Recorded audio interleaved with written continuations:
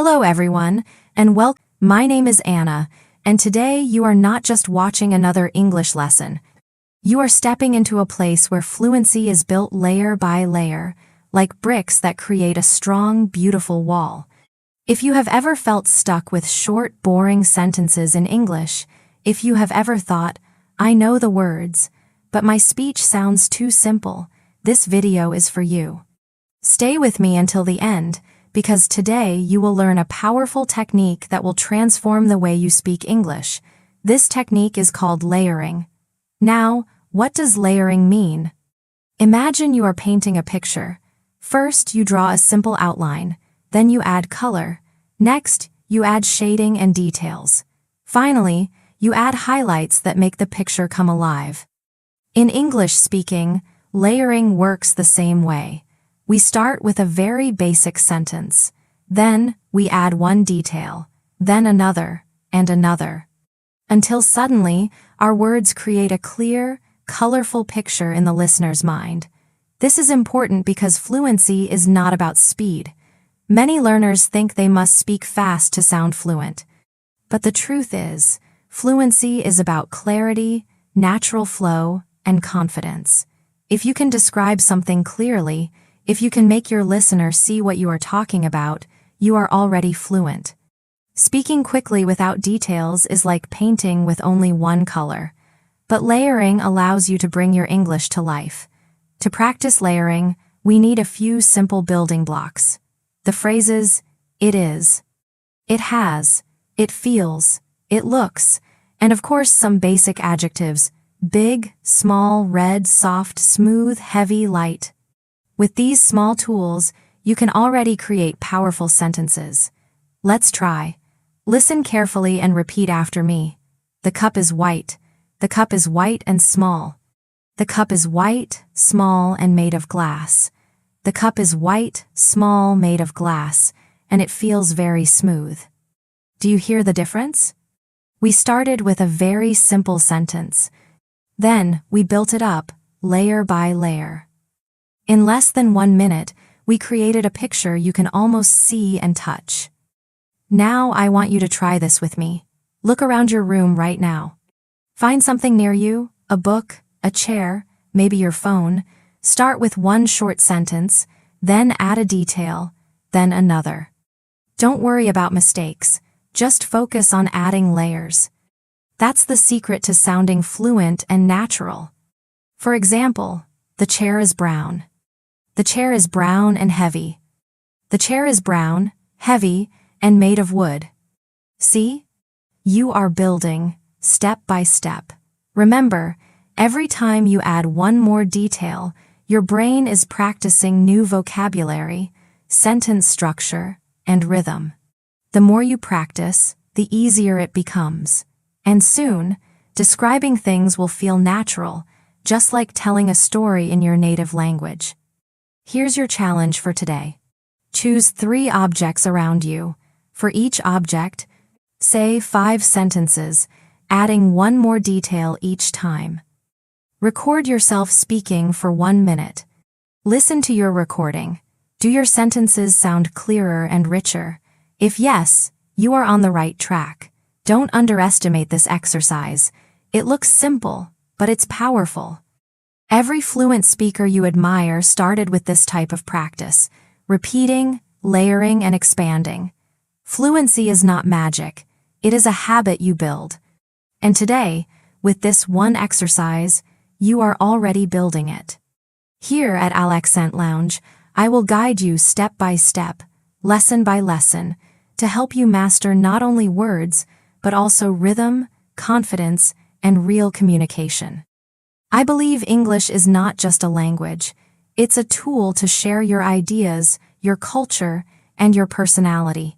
And I want you to feel proud every time you speak. So, what did we do today? We learned that fluency means clarity, not speed. We practiced layering, adding details little by little. And we discovered that even with very basic phrases like, it is, it has, it feels, it looks, we can already paint powerful pictures with our words. In the next chapter, we will make our English even more alive by adding the 5 senses: sight, sound, smell, taste, and touch. That's where your sentences will truly come alive, and your listeners will feel like they are inside your story. So, make sure to subscribe, practice your 1-minute challenge, and leave a comment with your best layered sentence. I will be checking, and who knows, maybe I will feature your sentence in the next lesson. In the last lesson, you learned how to build a sentence layer by layer. You started with something very simple, like, the cup is white, and you expanded it with more details: small, made of glass, smooth to the touch. That technique already makes your English clearer and more fluent. But now, we are going to make your English even more alive. How? By adding the 5 senses. Think about it. When you describe something in your native language, you don't just talk about its size or color. You talk about how it looks, how it feels, how it sounds, how it smells, even how it tastes. These details make your listener feel as if they are right there with you. This is the secret of powerful description in English. Let's look at the 5 senses one by one. The first sense is sight. This is the most common. We often say things like, it is red or it is shiny.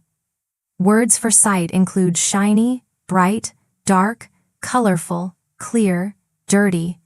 If you describe an apple, you might say, the apple is red, the apple is shiny, the apple has a clear, bright skin.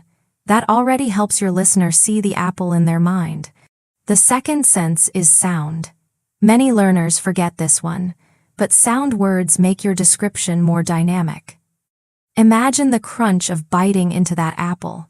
You can say, the apple makes a crunchy sound when I bite it. Or with a different object, the music is soft and gentle. Or, the car makes a loud noise on the street. Words like crunchy, soft sound, loud noise, buzzing, whispering, crackling, these create rhythm in your speech. The third sense is smell. This is very powerful because smell connects directly to memory.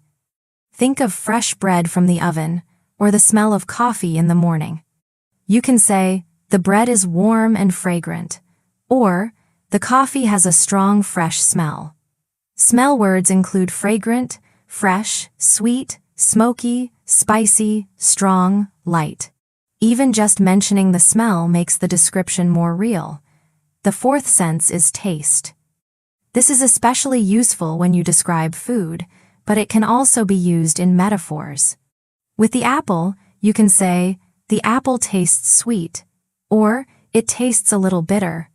Taste words include sweet, sour, salty, bitter, spicy, fresh, delicious. These words help the listener almost taste what you are describing. The fifth sense is touch.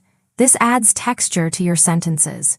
You can say, the apple feels smooth in my hand. Or with another object, the blanket is soft. Or, the stone is rough. Touch words include smooth, rough, soft, hard, warm, cold, sticky. They give physical reality to your description. Now, let's put all of this together. Start with a simple sentence. The apple is red. Add sight. The apple is shiny. Add taste. The apple is sweet when I bite it. Add smell. The apple has a fresh smell. Add touch. The apple feels smooth in my hand. Do you hear the power? With only a few words, you made your listener see, taste, smell, and feel the apple. Let's try another example. Think about coffee. Start simple. The coffee is hot. Add sight. The coffee is dark. Add smell. The coffee has a strong, fragrant smell. Add taste. The coffee tastes bitter, but rich. Add touch. The cup feels warm in my hand. Add sound. The coffee machine makes a loud noise as it works. In just a few sentences, you have taken your listener to a coffee shop. They can almost experience it with you. Now it's your turn. I want you to play what I call the 5 senses game. Choose something simple, like coffee or bread. Start with one sentence. Then challenge yourself to add at least one detail for each sense: sight, sound, smell, taste, touch. If you cannot use all 5 senses, that is fine, but try. The goal is to stretch your description until it becomes alive. Here is an example with bread. Start with sight. The bread is golden. Add smell. The bread smells fresh and warm. Add sound. The bread makes a crunchy sound when I break it. Add taste. The bread tastes soft and a little sweet. Add touch. The bread feels warm in my hands. Suddenly, you are not just describing bread, you are giving your listener an experience. When you practice this game, speak out loud. Don't just write. Fluency is a skill of the mouth, not only of the mind. Your brain must hear your own voice shaping these words. Start slowly and focus on clarity. Each time you describe something, ask yourself, what can I add from sight? What can I add from sound? What about smell, taste, or touch? This habit will transform your English. Remember, fluency is not about long, complicated grammar. It is about painting pictures with words. The 5 senses are your paintbrushes. Use them, and your English will sound richer, more natural, and more interesting. So here is your task for today. Choose coffee, tea, or bread. Describe it using all 5 senses. Speak at least 10 sentences. Record yourself. Listen to your recording. Does your description create a picture in your mind? If yes, you are improving. Repeat the game tomorrow with a different object. Every time you practice, your fluency grows. When you describe people in English, you want to make them come alive in the listener's imagination. Think about someone you know, maybe a friend, a family member, or a colleague. To describe them well, you will need 4 parts: appearance, clothing, voice, and personality. Step by step, each detail will create a full portrait. Let's begin with appearance. This is the first thing people notice. Use simple structures like he is, or she is, and he has, or she has. For example, she is short. She has long brown hair. He is tall. He has black eyes. Adjectives for appearance include tall, short, slim, strong, young, old, beautiful, handsome. Practice saying them slowly, clearly, and with rhythm. Now, let's add clothing. Clothing shows a person's style and gives more detail to your description. Use he is wearing or she is wearing. For example, she is wearing a red dress. Or, he is wearing a blue shirt and black jeans. You can add more, like, she is wearing a red dress and white shoes. Clothing details make the picture stronger in your listener's mind. Next, think about voice. Voice tells us how a person sounds and sometimes how they feel. Use he sounds or she speaks with. For example, she speaks with a gentle voice. Or, he sounds confident when he talks. Other words you can use: soft, loud, clear, calm, deep, fast, slow. Voice makes the person not only visible but also audible in the imagination. Finally, personality. This is the most important part because it shows what kind of person they are inside. Use he is or she is with adjectives of character. For example, she is very friendly. Or, he is kind and patient. Or, she is confident and always smiling. Character adjectives include kind, patient, friendly, serious, funny, confident, polite, generous. When you combine appearance, clothing, voice, and personality, you give the full picture of a real human being. Let's practice building step by step. Start simple. She is short. Add hair. She has long brown hair. Add clothing. She is wearing a red dress. Add voice. She speaks with a gentle voice. Add personality. She is very friendly. In just a few lines, you can imagine the whole person. Now let's try a male example. Start with height. He is tall. Add hair. He has short black hair. Add clothing. He is wearing a blue shirt. Add voice. He speaks with a deep voice. Add personality. He is confident and kind. Again, the description grows step by step into a full portrait. Here's another example. Imagine a teacher. You could say, she is middle-aged. She has short curly hair. She is wearing glasses and a gray jacket. She speaks with a clear, strong voice. She is serious but very patient with her students. Do you notice how this description makes the teacher real in your mind? Now let's practice together. Repeat slowly after me. She is young. Add more. She is young and slim. Add again. She is young and slim. She has straight black hair. Add again. She is young and slim. She has straight black hair. She is wearing a white blouse and jeans. Add more. She is young and slim. She has straight black hair. She is wearing a white blouse and jeans. She speaks with a calm voice. She is kind and polite. Do the same exercise with a man. Start. He is tall. Add. He is tall and strong. Add again. He is tall and strong. He has short brown hair. Add more. He is tall and strong. He has short brown hair. He is wearing a black jacket and sneakers. Add again. He is tall and strong. He has short brown hair. He is wearing a black jacket and sneakers. He speaks with a deep voice. He is friendly and confident. This technique works for anyone you want to describe. A family member, a friend, a teacher, or even a celebrity. Begin with one short sentence, then layer more details. Each time you add something new: appearance, clothing, voice, or personality, the picture becomes clearer. Here is your exercise. Choose one person you know well. It could be your mother, your father, your brother, your sister, or your best friend. Describe them in 6 to 8 sentences. Include at least one detail about appearance, one about clothing, one about voice, and one about personality. Speak out loud for about 60 seconds.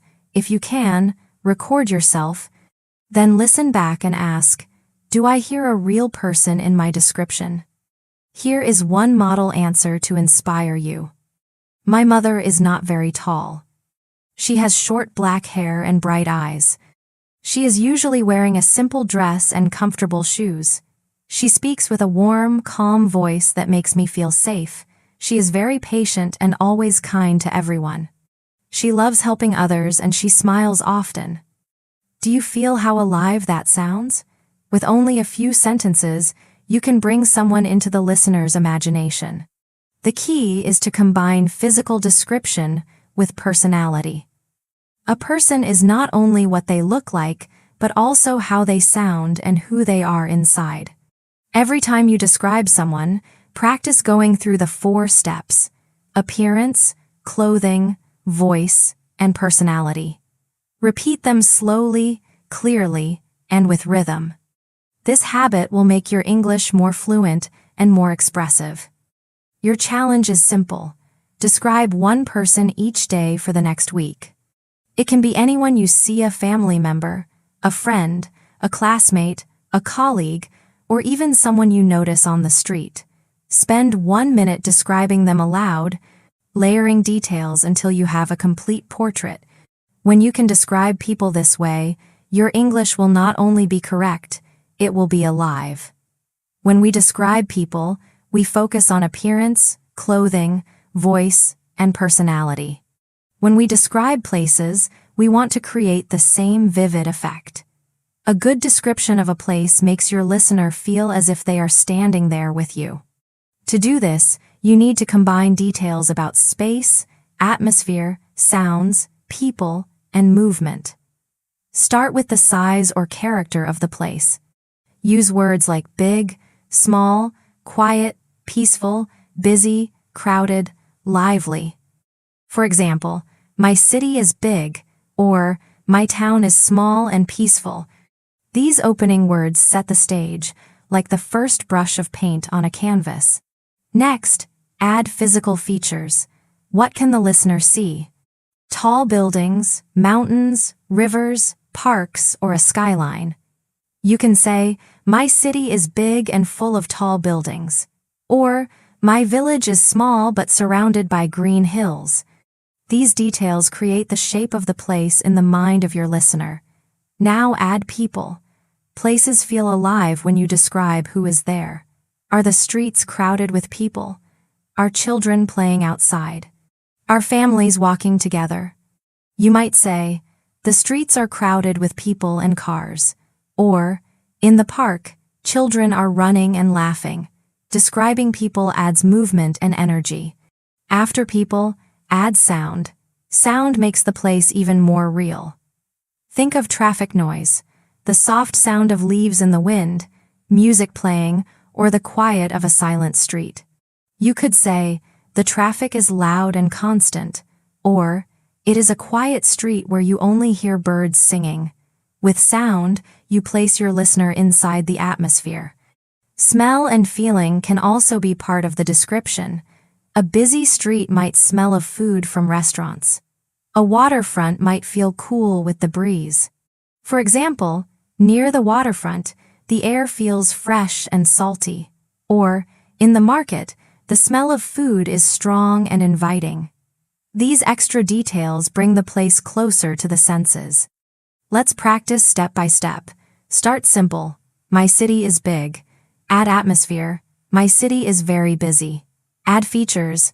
It is full of tall buildings. Add people. The streets are crowded with people and cars. Add sound. The traffic makes the city noisy all day. Add a final feeling. Even though it is crowded, I love the energy of this place. With only a few sentences, you created a living picture of your city. Now, let's try another example with a quiet place. Begin. My village is small. Add atmosphere. It is peaceful and calm. Add features. It has green hills and a clear skyline. Add people. The streets are quiet with only a few neighbors walking. Add sound.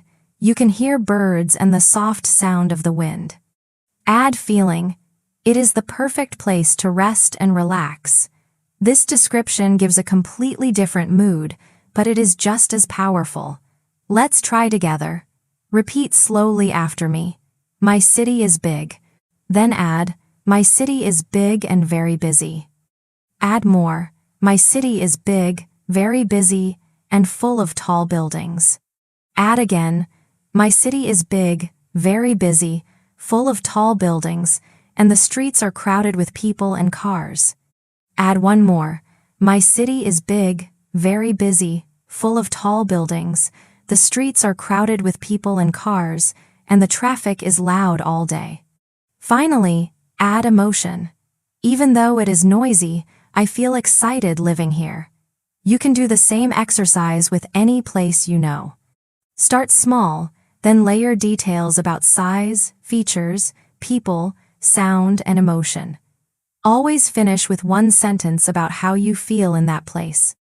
That final sentence gives your description a personal touch and makes it more interesting for the listener. Now it is time for your exercise. Choose one place around you. It could be your bedroom, your living room, your street, or your city.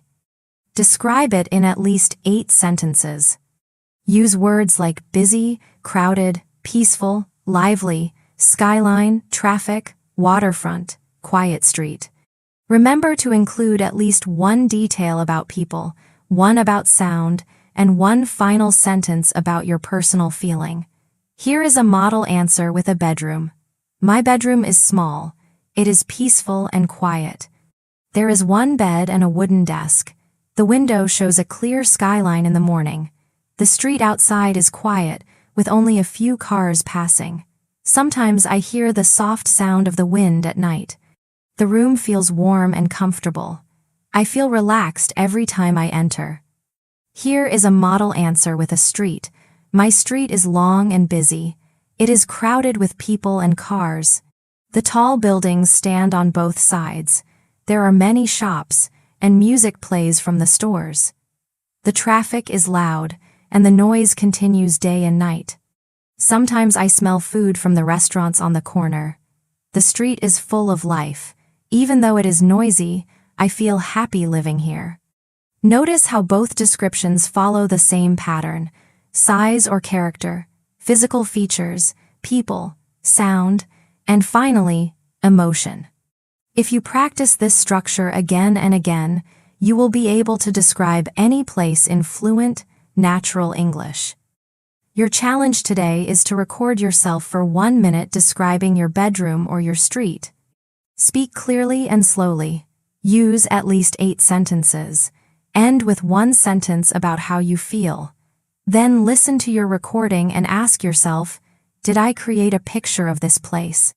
If you can imagine it, then your listener can too.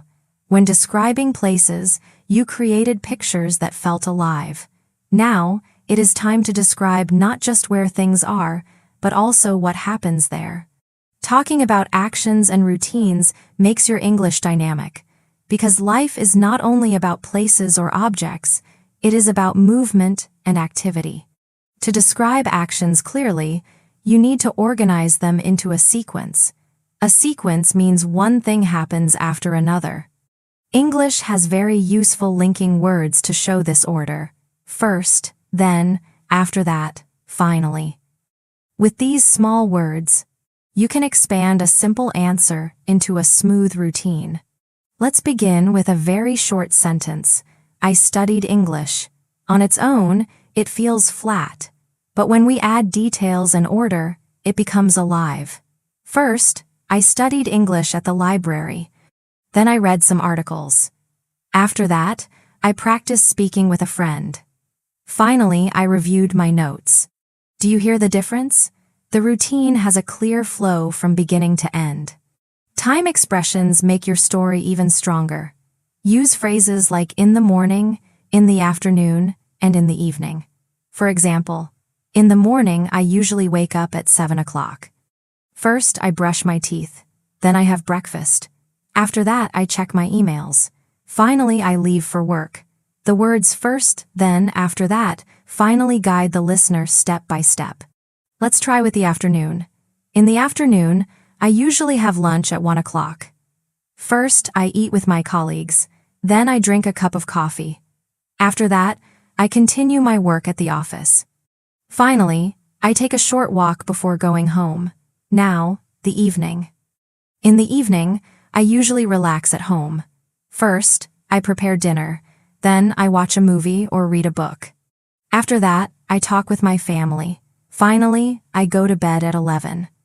These patterns are simple, but they make your English flow naturally like a story. Notice that I usually is another important phrase. It shows your habits, the things you do often.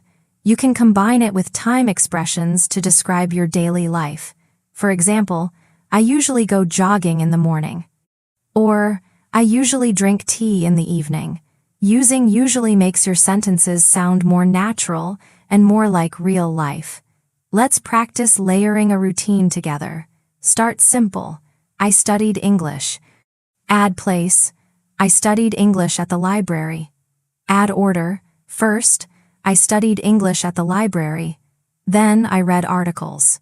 After that, I practiced speaking with a friend. Finally, I went home. With only a few steps, your sentence grows into a complete routine. Here's another example with a typical day. In the morning, I usually wake up early. First, I drink a glass of water. Then I take a shower. After that, I eat breakfast. Finally, I start work. This is much stronger than only saying, I wake up, I eat breakfast, I start work. The linking words create rhythm and fluency. Try repeating this practice out loud. In the morning, I usually wake up early. First, I drink a glass of water. Then I take a shower. After that, I eat breakfast. Finally, I start work. Speak slowly, clearly, and with energy. Imagine you are telling a story, not just listing actions. Let's practice with another person. Imagine a student. In the morning, he usually goes to school. First, he takes the bus. Then he attends classes. After that, he eats lunch with his friends. Finally, He plays soccer before going home. With these words, the listener can follow the student's whole day easily. Now, let's expand to a longer routine. Imagine an entire day. In the morning, I usually wake up at 7. First, I brush my teeth and take a shower. Then I eat breakfast with my family. After that, I go to work. In the afternoon, I usually have lunch with colleagues. First, we eat together. Then we talk about our projects. After that, I go back to the office to finish my tasks. Finally, I take the train home. In the evening, I usually spend time at home. First, I prepare dinner.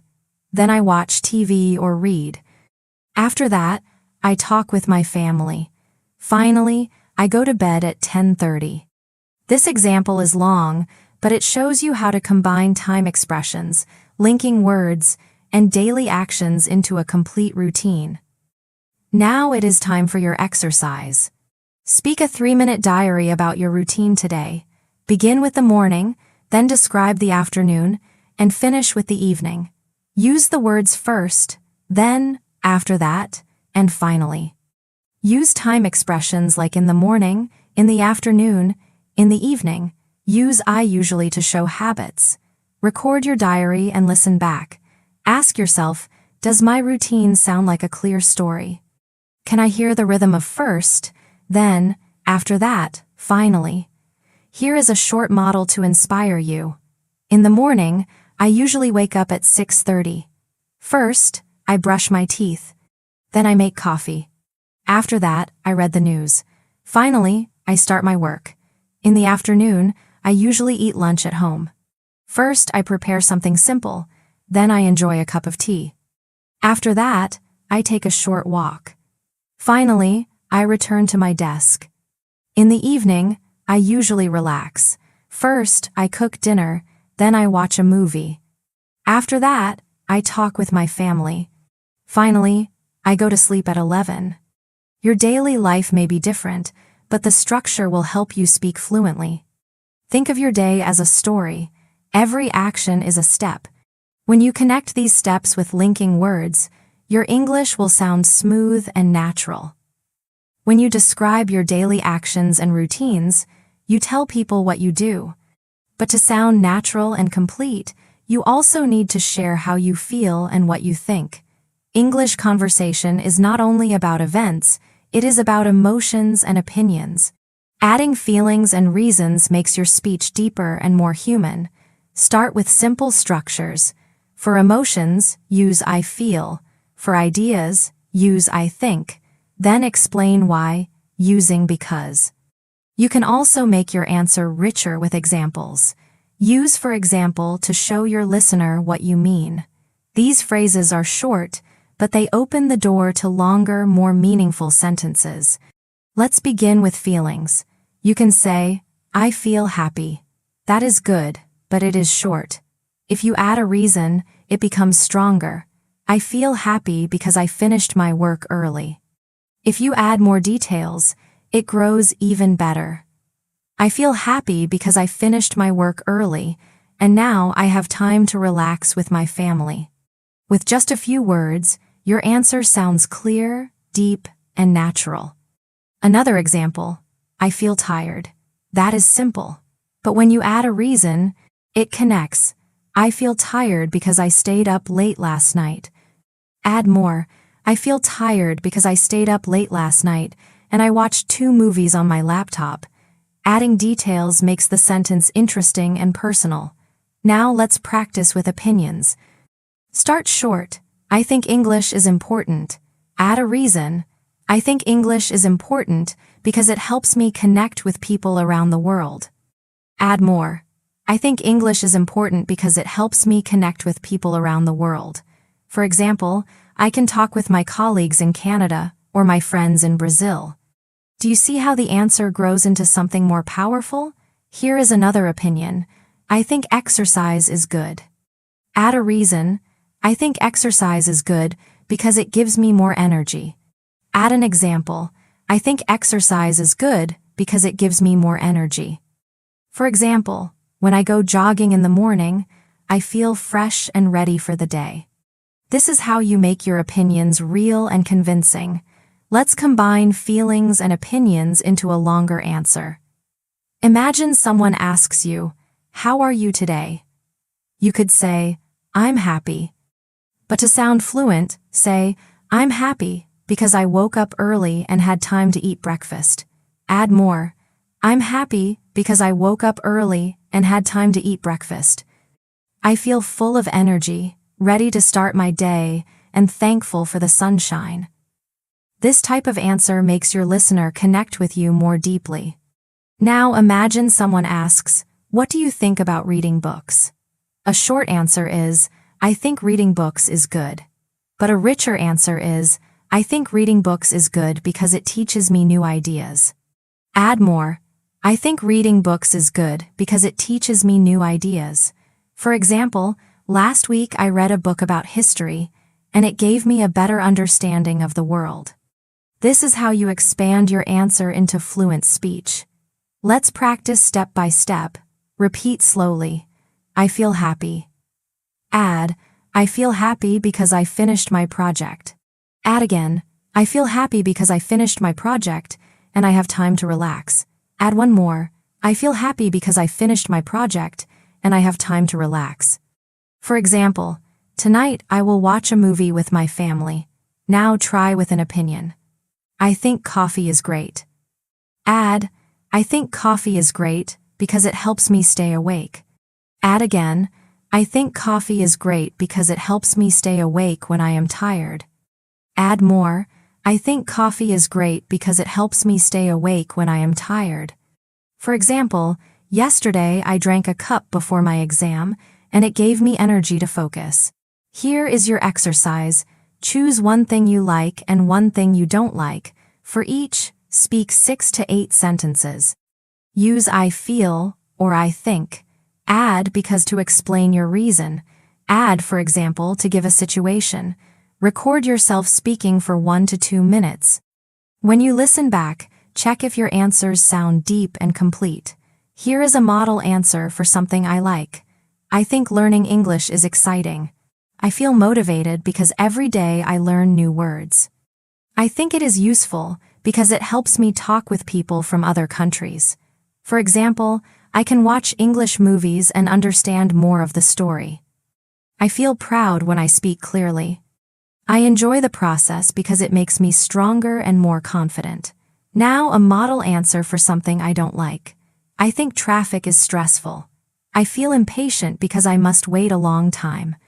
I think it is noisy because of the cars and the horns. For example, yesterday I spent 1 hour in traffic and I arrived home very late. I feel tired when I am stuck on the road. I don't enjoy it because it takes my time and my energy. Notice how both answers are longer than just I like it or I don't like it. Each one has a reason and an example. This is the key to sounding fluent, natural, and confident when you speak English. Whenever someone asks you, "How are you?" or "What do you think?" remember to expand your answer. Don't stop after one word. Add because, add for example, share your real feelings and opinions. This is how your English grows from simple sentences into clear, connected communication. When you share feelings and opinions, you expand short answers into deeper and more interesting sentences. But to make your speech flow smoothly, you need to connect your ideas. Linking words are the bridge between one thought and another. Without them, your English sounds broken, like a series of short steps. With them, your English moves forward naturally, like walking with rhythm. Think about the difference between 2 examples. The first, I went to the cafe. I drank coffee. I read a book. Each sentence is short and correct, but they sound separate, like pieces of a puzzle that are not connected. Now listen to the second version. I went to the cafe, and I drank coffee while I read a book. The same ideas, but now they are connected, smooth, and natural. This is the power of linking words. Let's look at some of the most useful linking words. The first is and. It adds one idea to another. I like coffee, and I like tea. The second is but. It shows contrast. I like coffee, but I don't like tea. The third is so. It shows result. I was tired, so I went to bed early. The fourth is because.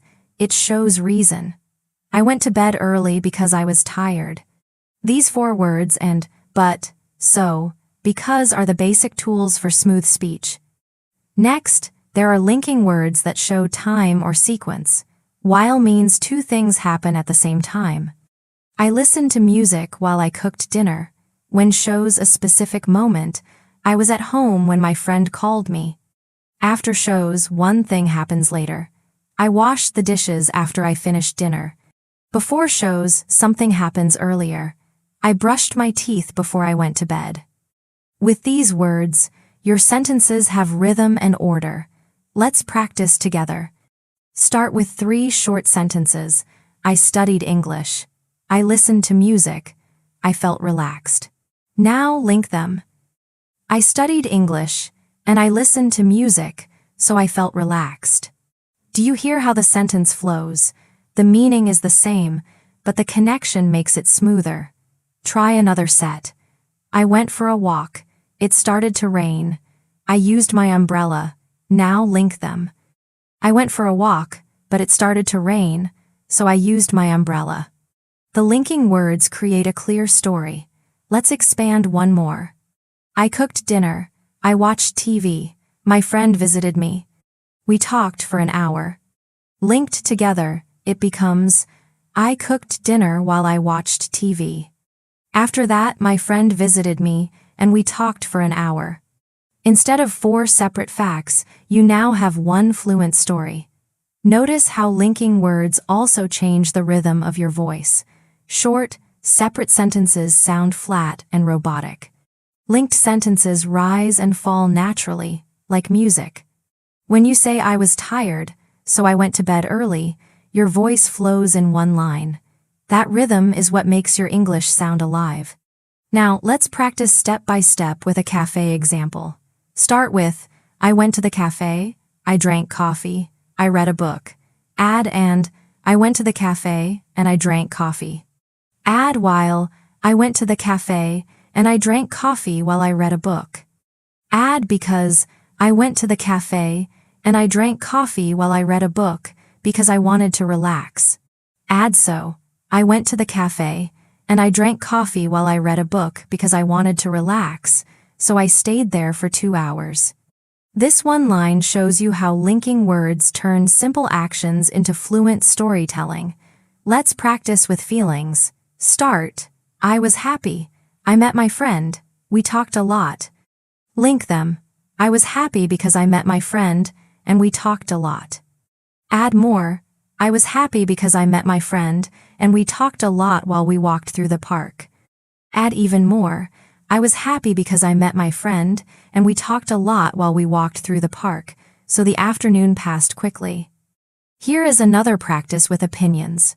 Start. I think exercise is important. It gives me energy. I go jogging. Link them. I think exercise is important because it gives me energy, so I go jogging. Add more. I think exercise is important because it gives me energy, so I go jogging in the morning before I start work. With just a few connectors, your opinion becomes fluent and persuasive. Now, let's focus on rhythm. Read this sentence aloud slowly. I like coffee. I like tea. I like juice. Hear how flat it sounds. Now read this version. I like coffee, and I like tea, and I also like juice. Notice the rhythm, the linking word, and makes your voice continue instead of stopping. Rhythm is created by connection. Try this with contrast. Read, I like summer. I don't like winter. Then link, I like summer, but I don't like winter. The linking word creates a natural rise and fall in your speech. That rise and fall is the rhythm of English conversation. Here is your exercise. Write and speak 8 to 10 sentences about your evening routine. Use at least 5 different linking words, and, but, so, because, while, when, after, before. For example, you could say, in the evening, I usually cook dinner, and I listen to music while I work in the kitchen. After that, I eat with my family, and we talk about our day. Sometimes I watch TV, but sometimes I read a book. I usually drink tea before I go to bed because it helps me relax. I feel calm, so I sleep well at night. In just a few lines, you used 7 linking words and created a natural rhythm. Here is one more model answer. In the evening, I take a shower after I come home from work. Then I prepare dinner. And I listen to the radio while I cook. I eat dinner with my sister, and we laugh about funny stories from our day. Sometimes I want to study more, but sometimes I feel too tired. When I have energy, I read a few pages of a book. Before I go to bed, I drink a glass of water because it helps me sleep better. Finally, I turn off the lights, and I go to sleep. This example shows how linking words connect every action and create a smooth rhythm. The key is to practice aloud. Don't just write. Speak your sentences slowly at first, then faster with natural rhythm. Linking words are small, but they have a big effect. They make your speech flow, they give it rhythm, and they make you sound more confident and fluent. When you connect your ideas with linking words, your sentences become smooth and natural. But to make your language powerful and memorable, you need more than connection. You need imagery. Imagery is the ability to paint pictures with words so that your listener not only understands but also feels and imagines what you are saying. 2 of the most effective tools for imagery are comparisons and metaphors. A comparison shows similarity between 2 things. In English, comparisons often use the words as, or like. For example, the water is as clear as glass, or her smile is like sunshine. These sentences take something ordinary and give it new life through a picture. A metaphor goes one step further. Instead of saying something is like something else, you say it is that thing. For example, he is a walking library. This does not mean he is a real library, but it means he knows a lot of information, like a library does. Or, she is a rocket on the field. This does not mean she is a real rocket, but it shows how fast she runs. Metaphors are powerful because they are short, strong, and memorable. Let's begin with similes using as. These are very common in English. You can say, the child is as fast as lightning, or the bag is as heavy as a rock, or my hands are as cold as ice. These structures are simple, but they create strong images. Practice using as many different adjectives as you can. For example, the test was as easy as pie. Or, the room was as quiet as a library. Or, the old man is as wise as an owl. Now let's practice with like. You can say, her eyes shine like stars. Or, his voice is like music. Or, the baby slept like an angel. The word like opens the door to creative descriptions. Instead of saying, the night was dark, you can say, the night was dark like ink on paper, and the stars were like tiny diamonds. This creates a beautiful picture in the mind of the listener. Now, let's move to metaphors. Remember, metaphors do not use like or as. They make a direct connection. For example, time is money. This does not mean you can put time in your wallet, but it means time is valuable, just like money. Another example, the classroom was a zoo. This does not mean there were animals, but it means the students were noisy and wild. One more example, my brother is a rock. This means he is strong and dependable. Let's practice layering with a simile and a metaphor together. Start with, the girl is very smart. This is correct, but plain. Add a simile. The girl is as smart as a computer. Add a metaphor. She is a walking library.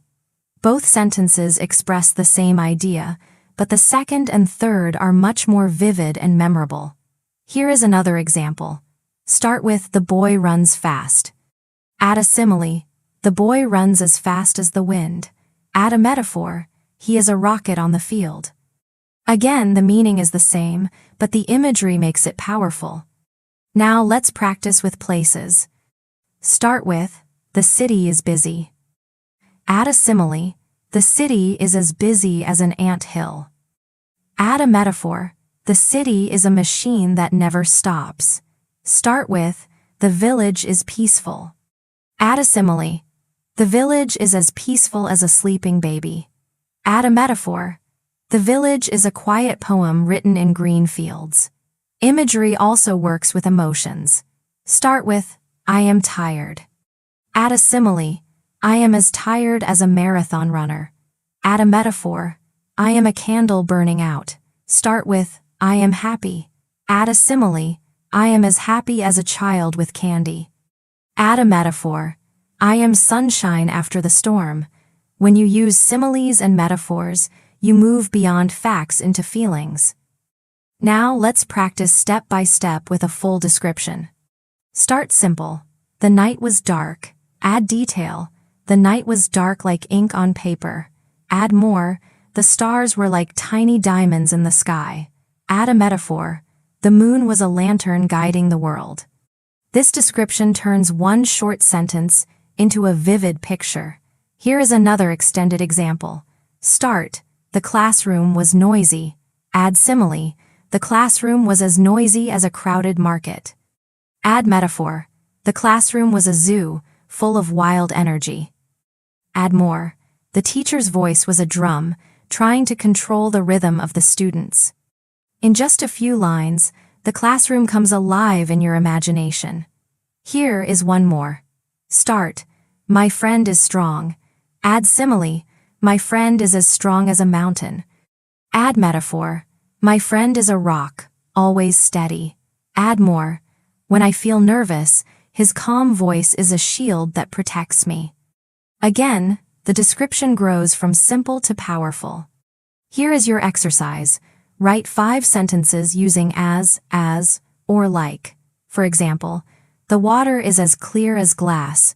Her voice is like music. Then, write 2 metaphors about a person or a place. For example, my teacher is a lighthouse guiding me. My city is a storm of lights. After writing, speak them aloud. When you hear yourself saying these images, you will feel the rhythm and strength of English. Here is one model answer for the exercise. The sky is as blue as the ocean. The bread is as soft as a pillow. His hands are as rough as sandpaper. The music is like a dream. The baby smiles like the morning Sunday. My father is a mountain of support. My city is a river of lights that never sleeps. Notice how each line creates a picture you can imagine.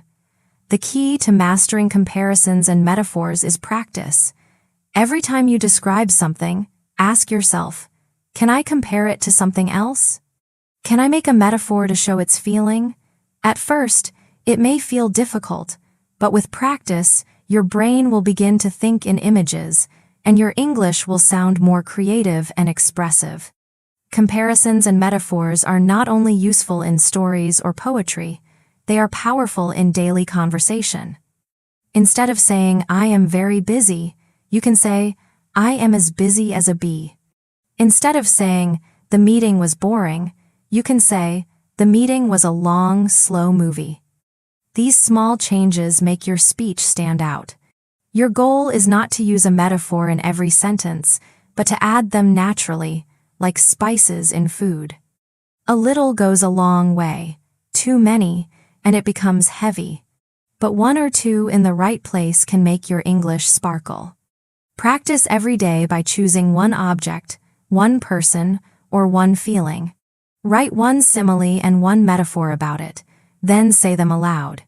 Step by step, your English will grow from plain to powerful, from simple to memorable. When you use comparisons and metaphors, your sentences become colorful and full of images. Now it is time to take that color and use it to tell stories. Storytelling is one of the most powerful ways to practice English. Stories are not only about what happened, but also when it happened. By adding time markers, You can guide the listener step by step through your experience. Past stories usually begin with a clear time expression. You can use words like yesterday, last week, last year, in the morning, in the evening, when I was a child. These expressions set the stage and tell your listener exactly when your story takes place. Without them, your story feels unclear. With them, your story feels alive and easy to follow. Let's start simple. Yesterday I watched a movie. That is clear, but short. Add more. Yesterday I watched a movie at home with my family. Add even more. Yesterday I watched a movie at home with my family, and we laughed a lot because it was very funny. Just one time marker, yesterday, makes the whole event easy to understand. Now try with last week. Last week I went to the park. Add more. Last week I went to the park with my friends. Add detail. Last week I went to the park with my friends, and we played soccer together. It was very exciting, and afterward we went for ice cream. The marker last week fixes the story in time, and the word afterward shows what happened next. Try with when I was a child. When I was a child, I lived in a small town. Add more. When I was a child, I lived in a small town near the mountains. Add detail. When I was a child, I lived in a small town near the mountains, and I often played outside with my cousins. It was a simple life, but I felt very happy. This time marker shows a whole period in your life, not just one day. Try within the morning. In the morning, I had breakfast. Add more. In the morning, I had breakfast with my sister. Add detail. In the morning, I had breakfast with my sister, and we talked about our plans for the day. Afterward, I went to school, and she went to work. The marker in the morning makes the story clear and organized. Let's connect multiple time markers into one story. Yesterday morning I woke up late. In the afternoon I went shopping with my mother. At night we cooked dinner together. It was a long day, but I felt very happy. Notice how the story flows through the day. The listener can follow you from morning to afternoon to night. Here's another longer example. Last weekend I visited my grandparents. On Saturday morning, I helped my grandfather in the garden. In the afternoon, I went for a walk with my grandmother, and we talked about old family stories. On Sunday, my cousins came to visit, and we laughed a lot while playing games together. It was a wonderful weekend, and I felt thankful for my family. In just a few sentences, you created a complete weekend story with 3 time markers and 1 emotion. Notice how past tense verbs help you tell the story clearly. Use I went, I saw, I ate, I laughed, it was. These are the backbone of past stories. For example, I went to the market. I saw many fresh fruits. I ate lunch at a small cafe. It was delicious. We laughed together during the meal. The verbs keep the story moving step by step. Now let's practice layering. Start with, yesterday I visited my friend. Add, yesterday I visited my friend at his house. Add more. Yesterday I visited my friend at his house, and we watched a movie together. Add more detail. Yesterday I visited my friend at his house, and we watched a movie together. Afterward, we ate pizza, and we laughed about the funny scenes. Layer by layer, your story grows. Here is another layered example. Start, when I was a child, I went swimming. Add, when I was a child, I went swimming in the river near my house. Add detail. When I was a child, I went swimming in the river near my house with my cousins. Add even more. When I was a child, I went swimming in the river near my house with my cousins. We played for hours, and afterward we were tired but happy. By layering time, action, and emotion, your story becomes complete. Now let's focus on emotion. Stories are stronger when you include how you felt. For example, yesterday I took a test at school. I was nervous in the morning, but afterward I felt relaxed because the test was easier than I expected. Another, last week I gave a presentation at work. At first, I felt scared, but then I felt confident when people listened carefully. At the end, I felt proud of myself. Adding emotions makes the listener connect to your story. Here is a step-by-step practice model. Speak slowly. Yesterday I cooked dinner. It was delicious. Afterward, I felt proud. Add more. Yesterday I cooked dinner for my family. It was delicious, and we laughed together at the table. Afterward, I felt proud because everyone enjoyed the meal. This simple routine becomes a complete past story. Here is one more extended model. Last summer, I traveled to the beach. On the first day, I swam in the ocean, and the water was cool and fresh. On the second day, I played volleyball with new friends, and we laughed a lot together. On the last day, I watched the sunset, and it was as beautiful as a painting. That trip was wonderful, and I felt peaceful and thankful for the experience. Time markers, actions, and emotions together create a story the listener can imagine. Now it is time for your exercise. Choose one memory from your life. It can be big or small. Speak for 90 to 120 seconds. Use at least 3 time markers, such as yesterday, last week, in the morning, when I was a child. Add at least one emotion, such as happy, sad, nervous, proud, or thankful. Try to use words like afterward, then, later to keep the story flowing. Here is a short model to inspire you.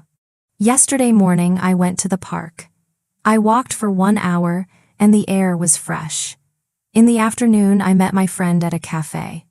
We drank coffee and we laughed a lot because we remembered funny stories from school. At night I cooked pasta at home. It was simple but delicious, and afterward I felt happy because it was a good day. This model is short, but it includes 3 time markers and 1 emotion. Every story has 3 parts: when it happened, what happened, and how you felt. If you include these 3 parts, your story will be clear, natural, and interesting. With practice, your English stories will flow smoothly and hold your listeners' attention. When you tell stories about the past, you use time markers like yesterday, last week, or when I was a child. But English is also about talking forward about what you will do tomorrow, next week, or in the future. Sharing plans is one of the most natural ways to communicate, and adding conditional sentences makes your speech even more powerful. Conditionals show possibility. What will happen if something else happens? The simplest way to describe the future is with will. For example, I will study tomorrow. That short sentence is already clear, but if you add a time expression, it becomes stronger. I will study tomorrow morning at the library. Add more details. I will study tomorrow morning at the library, and I will review my notes for 2 hours. When you add details, the listener can imagine your future plan as if it is real. Let's try with another time marker. I will visit my grandparents next week. Add more. I will visit my grandparents next week, and I will spend the whole weekend with them. Add even more. I will visit my grandparents next week, and I will spend the whole weekend with them. We will cook together, and we will talk about family stories. Just with will and time expressions, you can create complete future plans. Now let's focus on conditionals. A conditional is a sentence with if. The simplest form is, if I will. It shows a cause and effect in the future. For example, if I study hard, I will improve my English. Or, if it rains tomorrow, I will stay at home. Or, if my friend calls me, I will go out with him. This structure helps you talk about possibilities in a clear and natural way. Let's practice combining plans and conditionals. Start with, I will study tomorrow morning at the library. Add a conditional. If I study hard, I will improve my English. Together, I will study tomorrow morning at the library, and if I study hard, I will improve my English. That single line contains both a plan and a possible result. Here is another example. I will cook dinner this evening. Add a conditional. If I have enough time, I will make pasta. Together, I will cook dinner this evening, and if I have enough time, I will make pasta. This creates a clear picture of your plan with a possible condition. Now try a weekend plan. I will go hiking next Saturday. Add a conditional.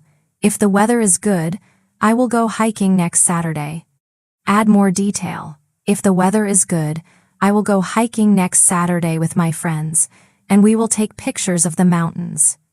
This is how conditionals make your future plans flexible and realistic. Let's expand with multiple sentences. Next week I will have an English test. I will study every evening for 2 hours. If I prepare well, I will feel confident during the test. Afterward, I will celebrate by watching a movie. If my friend is free, we will watch it together at the cinema. In just a few lines, you built a future story with 2 conditionals and clear time markers. Let's practice layering step by step. Start with, I will travel next month. Add, I will travel next month to the beach. Add detail, I will travel next month to the beach with my family. Add a conditional. If the weather is sunny, we will swim in the ocean. Add another. If we have enough time, we will visit a small island nearby. By layering, your plan becomes a detailed and exciting story. Here is another layered example. Start, I will study tomorrow. Add, I will study tomorrow at the library. Add detail. I will study tomorrow at the library for 3 hours. Add a conditional. If I focus, I will finish my homework. Add more. If I finish my homework, I will call my friend and practice English with him. This routine shows how conditionals connect one future action to another. Now let's bring emotion into future plans. I will meet my best friend next week. I will feel excited because we have not seen each other for a long time. If we have enough free time, we will go to the cinema. If the weather is nice, we will also take a walk in the park. I think it will be a wonderful day. By adding feelings, your future becomes more personal and interesting. Here is one extended model story. Tomorrow morning I will wake up early. I will eat breakfast and then go jogging. If the weather is bad, I will exercise at home instead. In the afternoon, I will study English at the library. I will review grammar and practice speaking. If I meet a classmate there, I will practice conversation with them. In the evening, I will cook dinner for my family. After that, I will watch a movie and relax. Finally, I will go to bed early because the next day I will be busy. Notice how the story flows smoothly through a full day of future plans, with 2 conditionals to show flexibility. Here is another extended model with weekly plans. Next week, I will be very busy.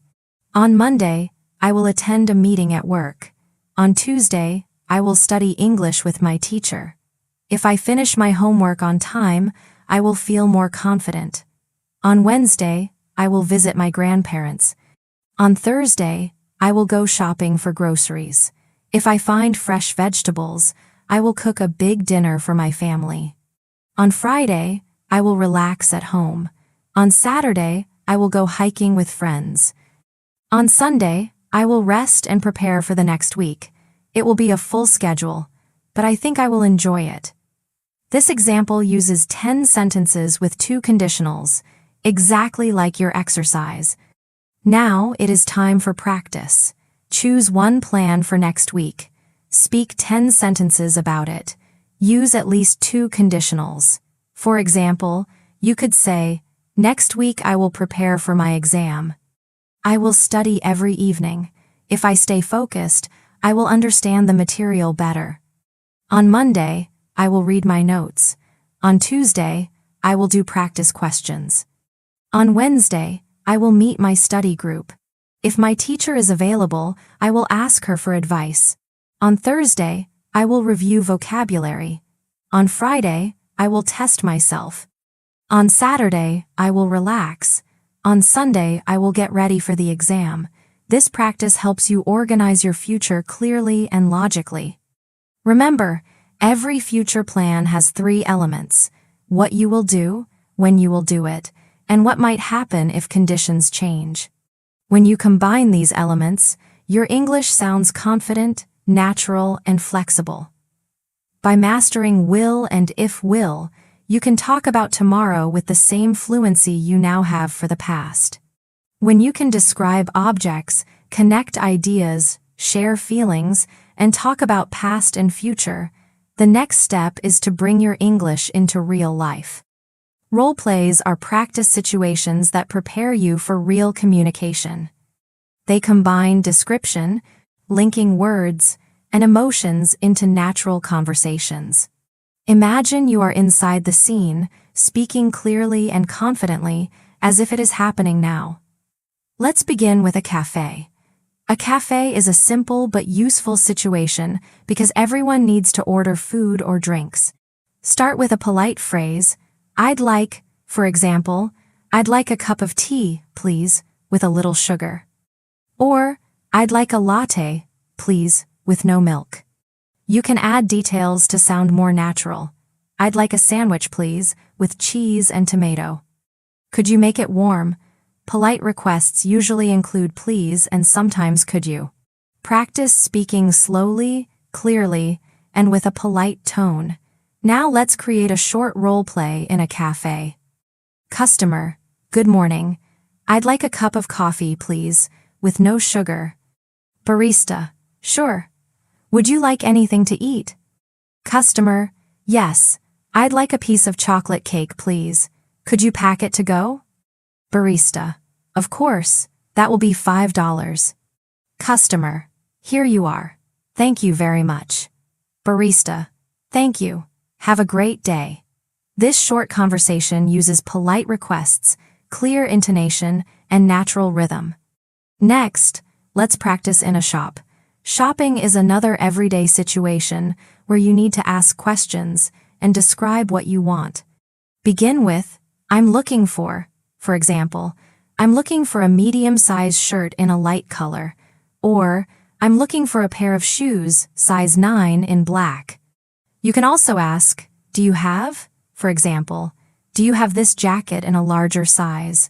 Or, do you have these shoes in brown? These sentences show politeness and help you find what you want. Here's a shopping role play. Customer, hello, I'm looking for a medium-sized shirt in a light color. Shop assistant, sure. We have this blue shirt in medium.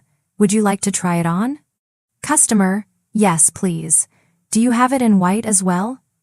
Shop assistant, yes, here you are. Customer, great. I'll take the white one. How much is it? Shop assistant, it's $25. Customer, perfect. I'll pay by card.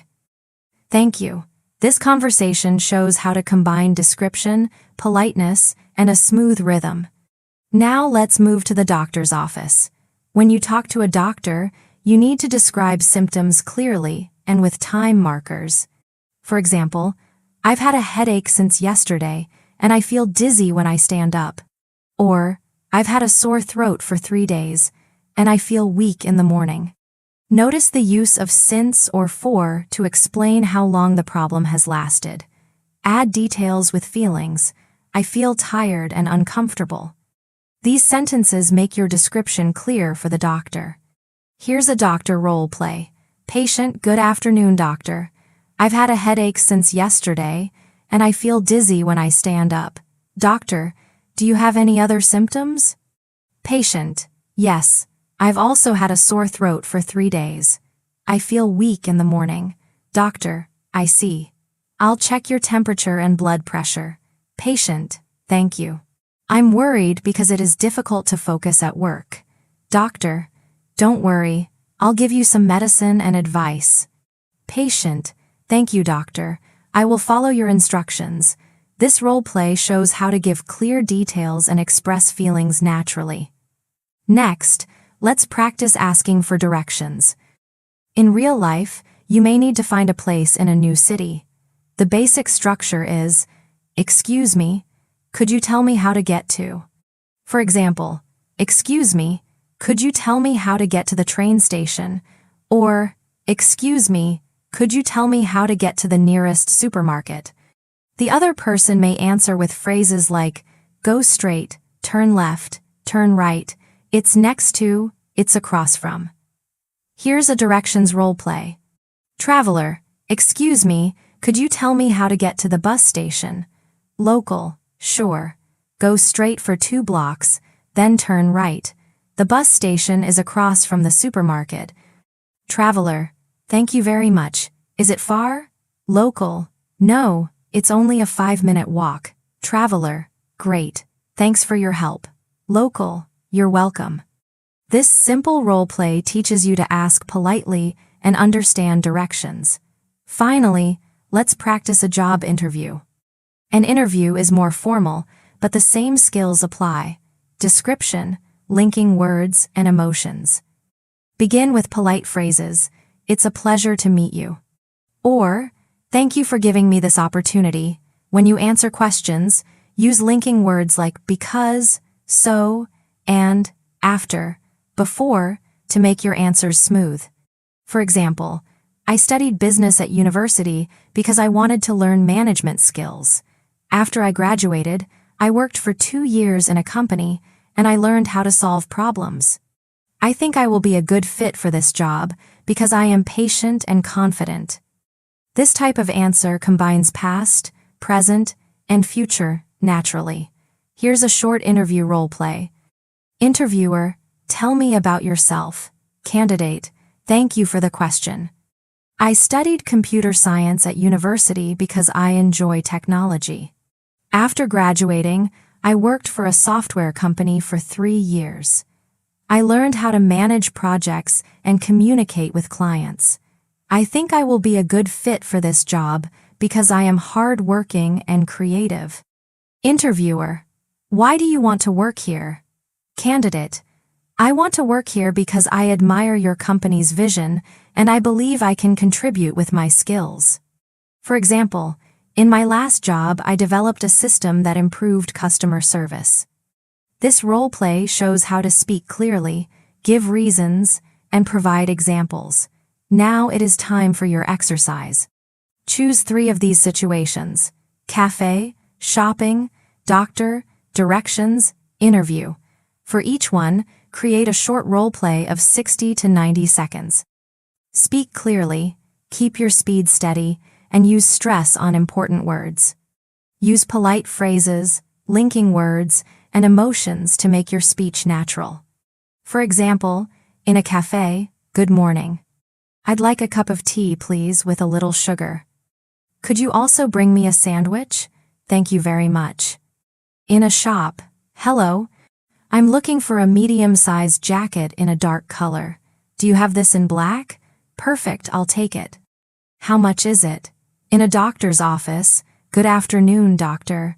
I've had stomach pains since yesterday, and I feel weak when I wake up. I'm worried because it is hard to eat. Practicing role plays every day will help you prepare for real conversations. Each time you imagine yourself in these situations, your confidence will grow, and your English will sound more fluent and natural. All the skills you have practiced describing objects, painting people, building places, connecting ideas, adding emotions, using comparisons, telling past and future stories, and acting out role plays now come together into one showcase. The capstone is where you create a complete story, smooth and fluent, full of images, rhythm, and feeling. A good story follows a clear structure, a hook, a setting, characters, events, emotions, and a closing reflection. Let's walk step by step through how to build your own fluent day story. Begin with a hook. A hook is one sentence that captures attention immediately, often through a comparison or metaphor. For example, the morning sun was a golden alarm clock. Or, my city woke up like a giant stretching its arms. Or, yesterday was a roller coaster of emotions. A hook makes your listener curious, and it sets the mood of your story. Next, Build the setting. Answer the questions where and when, and describe the atmosphere. For example, it was early morning in my small apartment, and the air felt cool and fresh. Outside the window, the street was quiet, but a few cars were already moving. The kitchen smelled like coffee, and the sound of birds filled the silence. Notice how time markers, early morning, and sensory details, cool air, smell of coffee, sound of birds, paint the picture. Then, introduce the characters. A story often feels stronger when it includes people. Describe their appearance and personality. For example, my sister was sitting at the table. She is short, with long black hair, and she was wearing a blue sweater. She looked tired but calm, and she has a very patient personality. Or, my friend John arrived later. He is tall, confident, and always full of energy. His voice is strong, and he makes every room feel lively. Characters bring life into the story. Now, describe the sequence of events. Use linking words like first, then, after that, while, when, so, because. For example, first I made breakfast, then we ate together, while we talked about our plans for the day.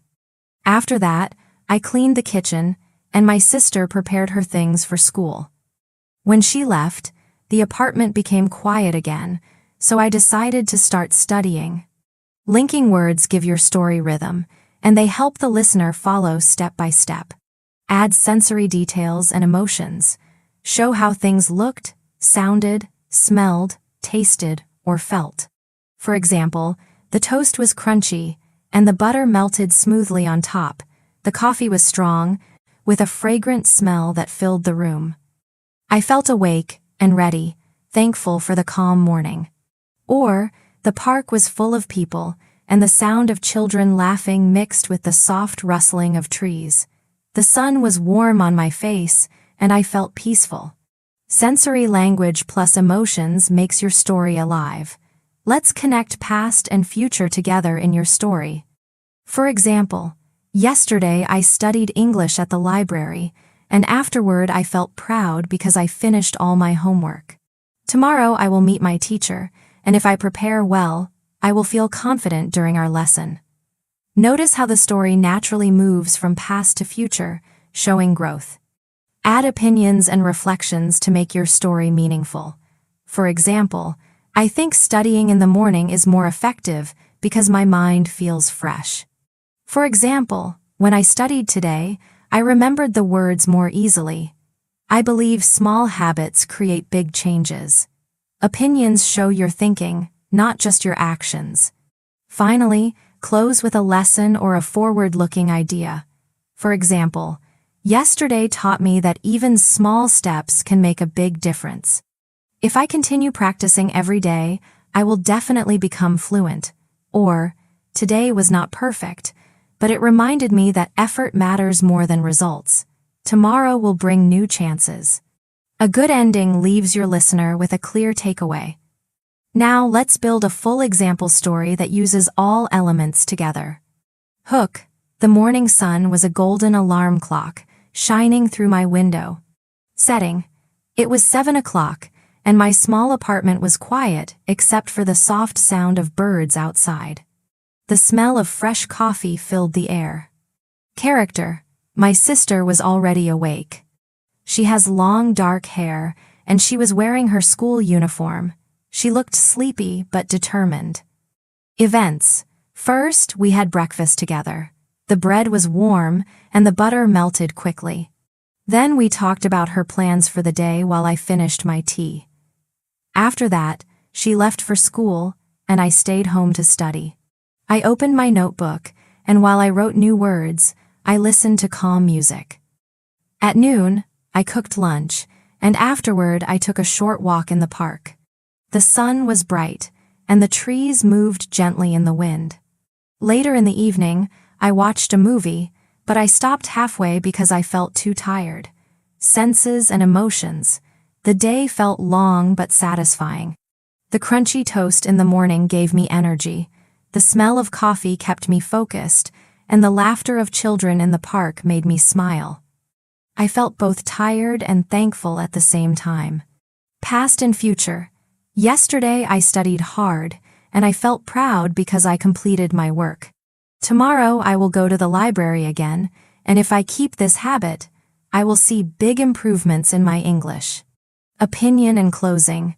I believe each day is like a small brick, and together they build a strong house. My story today is simple, but if I continue, tomorrow will be even better. This example story combines description, linking words, characters, senses, emotions, past, future, opinions, and a final lesson. It is smooth, clear, and rich with detail. Now it is your turn. For your exercise, record a 2 to 3 minute video called My Fluent Day Story. Use at least 5 linking words, 1 comparison or metaphor, sensory language, emotions, and a mix of past, future, and opinions. Imagine you are telling your story to a friend, with clear voice, steady rhythm, and natural intonation. Your criteria for success are simple: clarity, fluency, imagery, and connection. Your story should be easy to follow, full of pictures and feelings, and it should show growth in your English. Speak confidently, and remember, your voice is your power.